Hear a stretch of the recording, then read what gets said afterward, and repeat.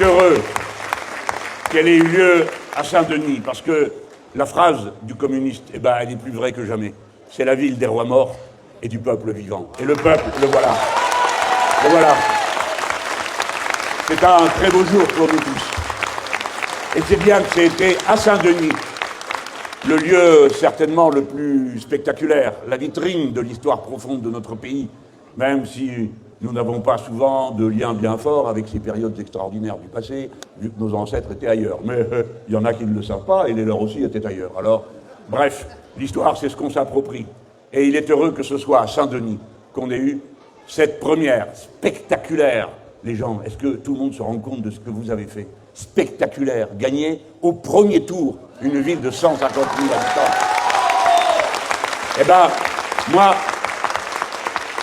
je le vois politiquement, à Saint-Denis, comme l'acte de naissance d'une nouvelle période. Voici, mesdames, messieurs, la nouvelle France. Ce pays est à elle. Ce sont ses enfants.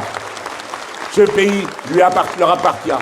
Voilà ce que moi je veux retenir. Et pour beaucoup qui ont un peu d'ancienneté ici, c'est presque une revanche sur la vie.